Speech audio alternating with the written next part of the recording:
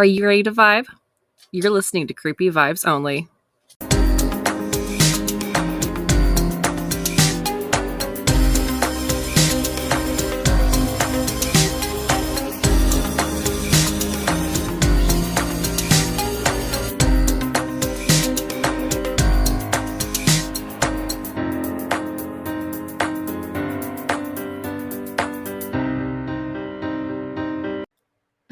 God damn it, Stephanie.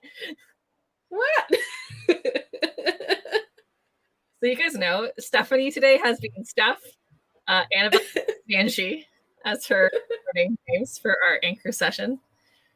So shout out to Anchor for not allowing Canadians to be monetized. Not that would change anything. No. Well, the Banshee and I We're back. Back and better than ever.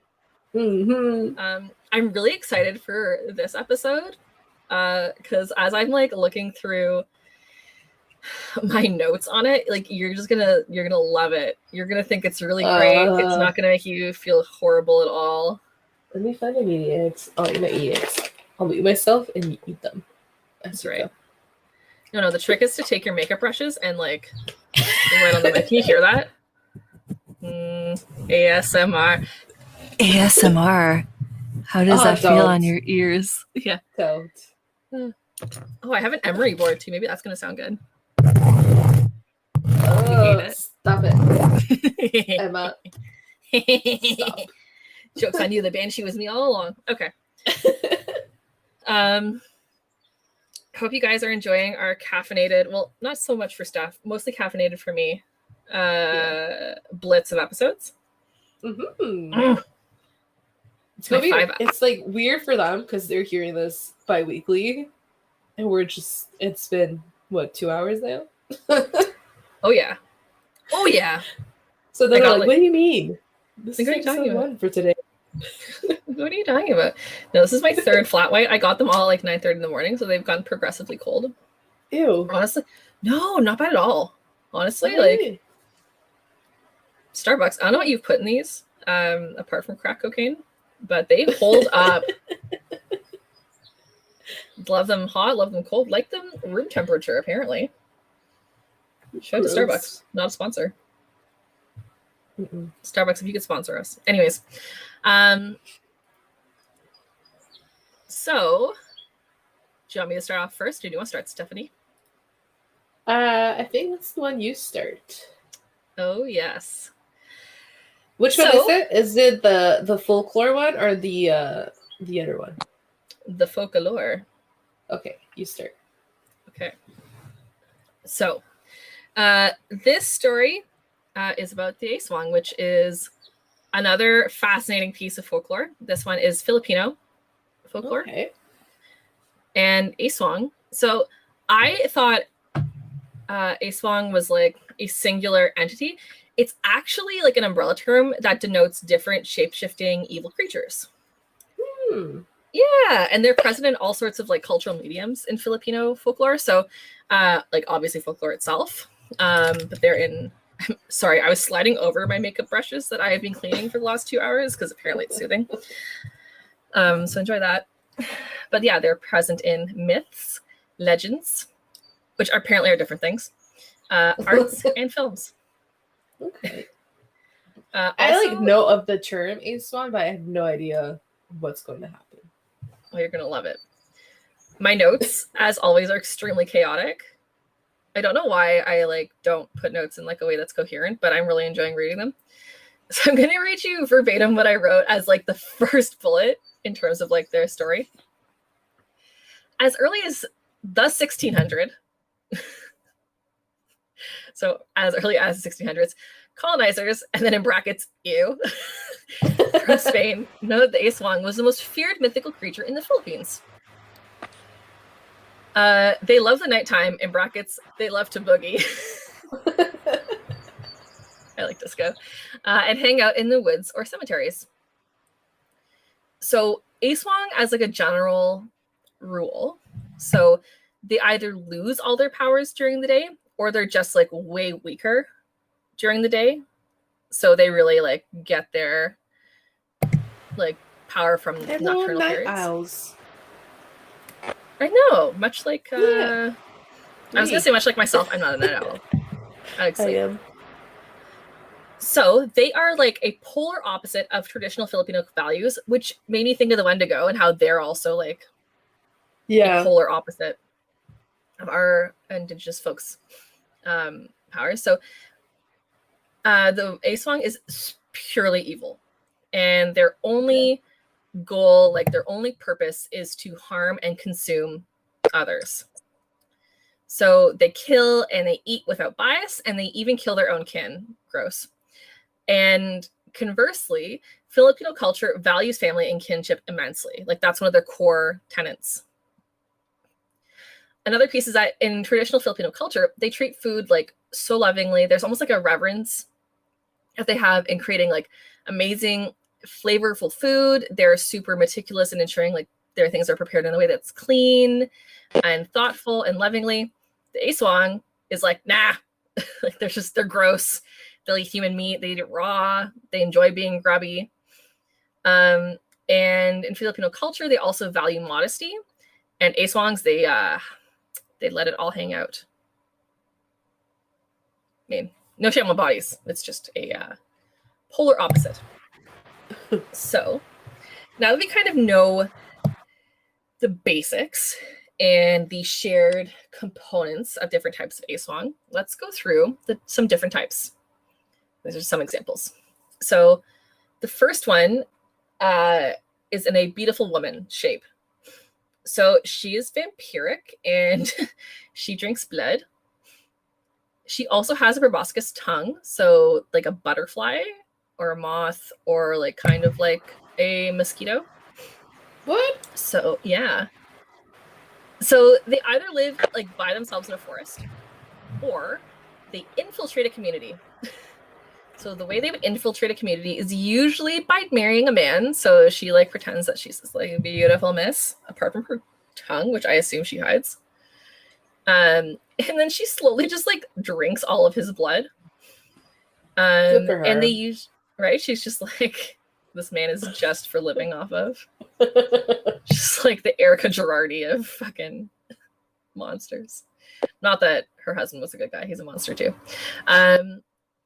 And they actually will sometimes use like that cover, like that kind of existence, so that at nighttime she can go and like raid other villages. And then by day, she's just like a modest little wife with her hidden moth tongue. How do you spell it again? I want to see a picture. Aswang. Yeah. Ugh. Yeah. I mean, there's different kinds, so you're going to see that there's different ones. The second type I have referred to as the Animal Imposter.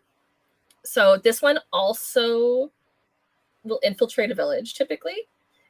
But typically they will infiltrate it like as like a traveler, like someone nomadic passing through. And then at nighttime, they will take on the shape of an animal that's like familiar to the village and like really draw attention. So like a dog, a cat, like livestock, like a pig. Then under this like disguise, it kills and eats people. It is particularly drawn to pregnant women. And apparently, they also like initially get into eating human flesh by enjoying food that's being spat on or licked by another Aswang. Okay. And apparently this one is like deterred by women. They keep their hair like long and loose, so it kind of like covers their faces. So if you don't want it to attack you, you can leave your hair down. There you go. Easy fix. The next one is called the Manananggal. I apologize if I tried to pronounce it properly. I apologize if I didn't. This one I think you're going to love especially. So it, in terms of its particular cuisine of choice, it loves internal organs or sick people's phlegm. Oh. Yeah. It also has a nice long tubular tongue, like the other ones. Oh my God, why? Typically, she or it appears as a light-skinned, long-haired woman. And like the other one who lives off blood, she infiltrates the village via marriage. Okay. My favorite thing is, yeah, right? My favorite thing it does is like, okay, so at nighttime, imagine it's like, just picture it at night. The Aswang like leaves its little like home, then pops off its legs. Oh fuck! Hides them, and then its little torso just flies off into the night. Why? To get a snack. It does take care to hide its like legs. Just like hides them in a bush or something carefully. And yeah, she sprouts wings and like flies off to get the snack, which is in her world ideally fetuses. The Aswang likes to eat unborn fetuses. But yeah, like just the like image of it just like off its legs is just delightful to me. The next one is the witch, which I always spell as Vivitch, like the movie. Bullet point number 1 I have for this one is hella petty. So they are super vindictive, and they curse people by having things like rice come out of their ears or other orifices. So imagine you like piss it off and suddenly just like rice is coming out your nose. I mean, they're creative, okay? They really are. No. Their eyes reflect things upside down, like if you look in them. Okay. And they also have elongated irises. Okay.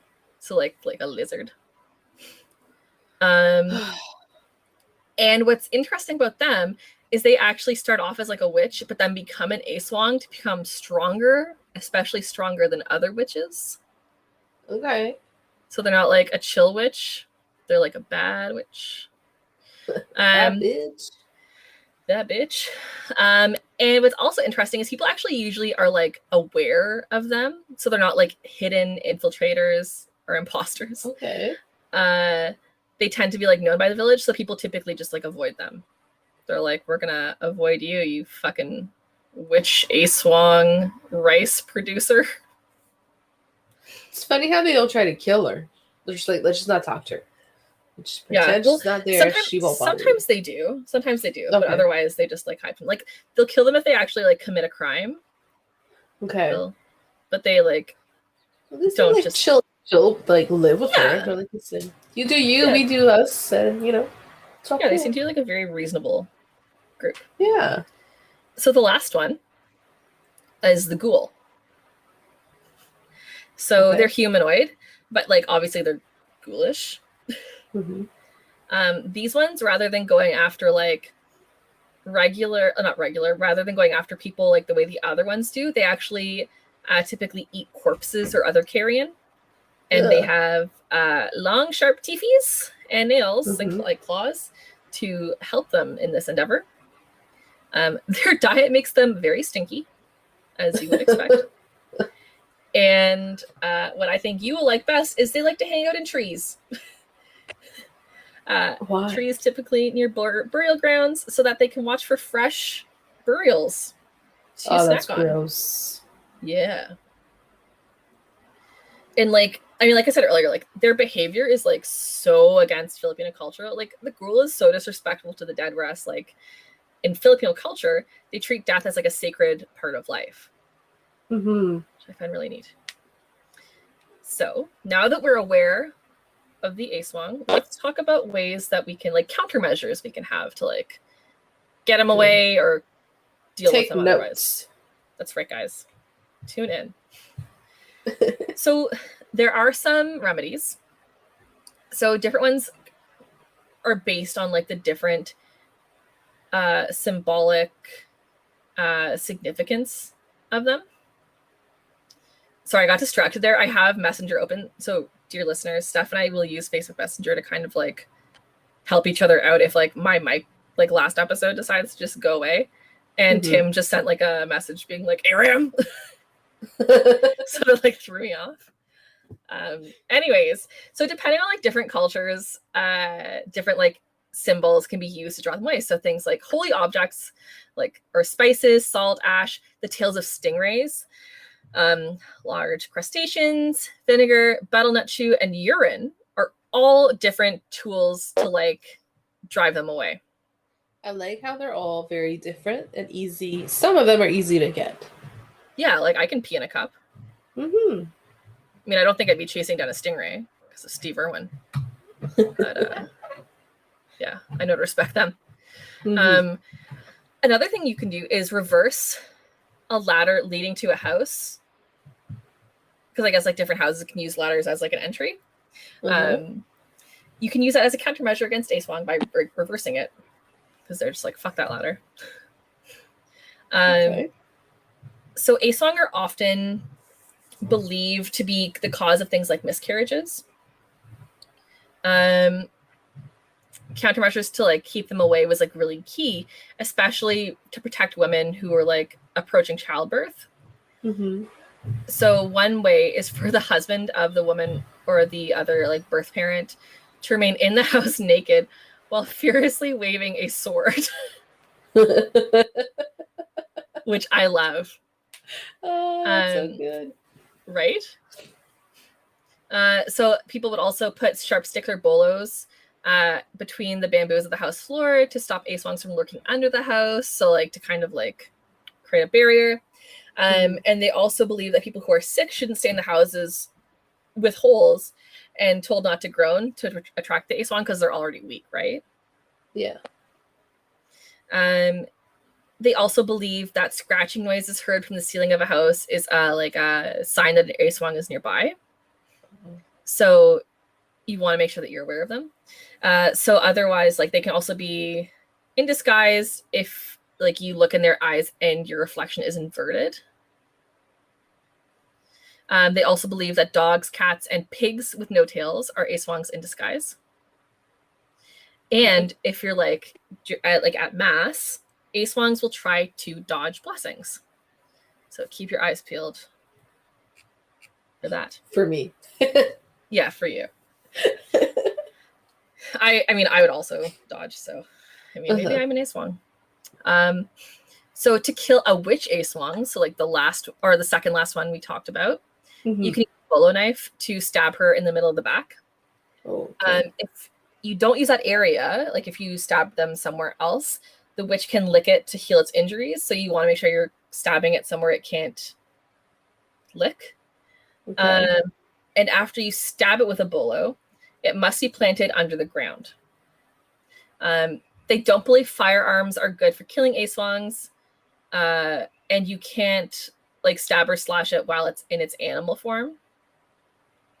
You can also use different magic prayers to make it vulnerable, and then capitalize like when it's in this state. So when it's like helpless, you want to cut its body up into different pieces and bring them to different like riverbanks. Huh. You want to keep them separate. Yeah. Very cool. So typically, the Aswang are associated with the province of Capiz, which is on the Panay Island. Okay. And it's like so associated with it that it's being dubbed as the creature's hometown. So there's also a documentary called Kapusa Mo by Jessica Soho. And in it, they note that the Aswang are also sighted in the Himalayan area, which is neat. They did try to capture images of it in that documentary, but it didn't work out, unfortunately. Okay. The other thing is that in like the area, they associate the Aswangs hunting calls as tick tick and walk walk. But those sounds are like similar to the sounds of like bats and flying lemurs. And unfortunately, like those sounds being made by those animals have resulted as those animals being hunted because people think that they are the Aswang in disguise. Yeah. Yeah. So, yeah, that's the story of the Aswang. I think Very they're really interesting. Yeah, I think they're really like they're fascinating. I think it's like a really cool like. I like that they're basically like a demonized version of values that are just like so different, and obviously like the embodiment of the opposite of like what Filipino culture values, right? So cool. Very interesting. I enjoy that. Like, I knew of the Aswand, but didn't actually know what it was. Yeah. Very cool. Well, not really, but you know what I'm trying to say. I know what you're trying to say. All that to say, don't fuck with the Aswang because they are creepy AF. No. Yeah. All right, Banshee. Alrighty. Not for me. So I am sticking with another piece of folklore. This time around, I am going into the Inuit folklore. So before I start my story, I just want to acknowledge that we are on the traditional unceded territory of the Anishinaabe people. My story is focused on Inuit folklore, and I want to tell it as respectfully as possible, but I do recognize that I don't have access to traditional wisdom surrounding this folklore. So the resources that I've used, they may have missed information or may not have the correct information. So I would welcome any feedback if something that I do say isn't quite correct or if I'm missing anything. So do not hesitate to let us know. If we miss something, we'll just release we'll redo the story correctly or do something to fix it. But yeah. So my story today is Mahaha the Tickler. If I don't say it correctly, again, I'm sorry. But I think it's Mahaha the Tickler. So, to start, if you ever come across a body with a frozen, twisted, you must suspect that the victim came across Mahaha, or Mahaha the Tickler, is a demon from Inuit mythology. This vicious, maniacal demon is believed to be haunting the Arctic region for centuries. So Mahaha is described as a thin yet muscular creature. Its skin is ice blue and cold to the touch. Mahaha the Tickler has white, piercing eyes framed by its long, stringy hair that hangs over its face. From afar, his appearance is almost human-like.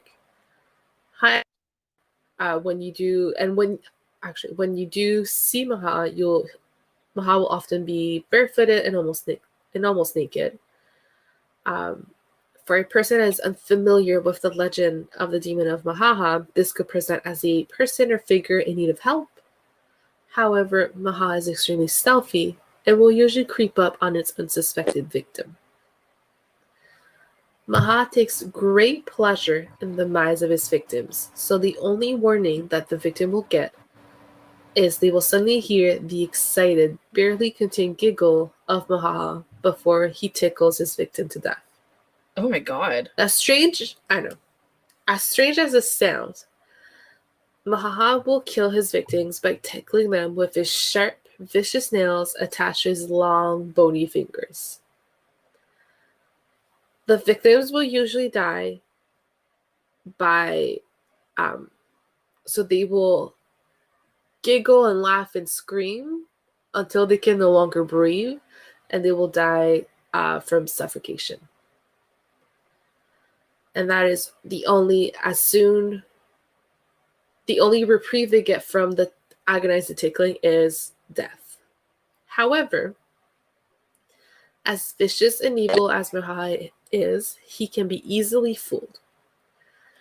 The people who have survived an attack from Mahaha have done so by tricking Mahaha to lean over a water hole to drink one last drink.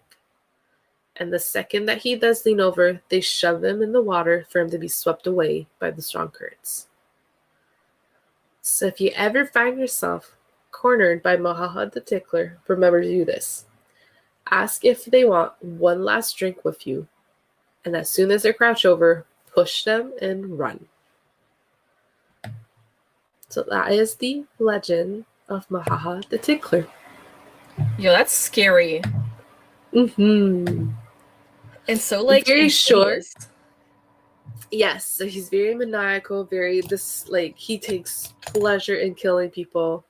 And in the research that I found, there wasn't that much research. That is why it's such a short story. But they said that that's how they know, just by the victim's face being in this frozen, twisted, agonizing smile. That's how they would recognize that Mahaha had been there, and that's how the person had died. Man. Mm. But, like, also, like, what a contrast to, like, the traditional values of Inuit culture too, right? Like, these monsters are always like, they're like preying on people. They're making sure they're away, they're alone. Yeah. And they take pleasure in the demise of others.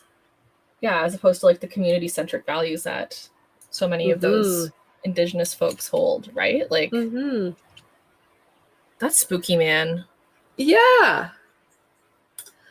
And, like, you had sent me that TikTok where it listed a few things, and when I first heard of the name, I'm like, oh, this is going to be like a silly one, but no. No, it's like, not. And, like, what a way to die. Like, that's a form of torture. Oh my god, that was cool stuff. Thanks for sharing that. You're welcome.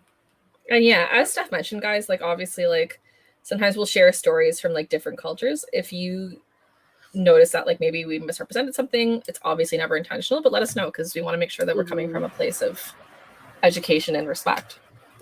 Also, like, if ever we are, we're talking about, like, other cultures. If ever there's stories that you find that would be interesting and would be a good fit for the podcast, let us know.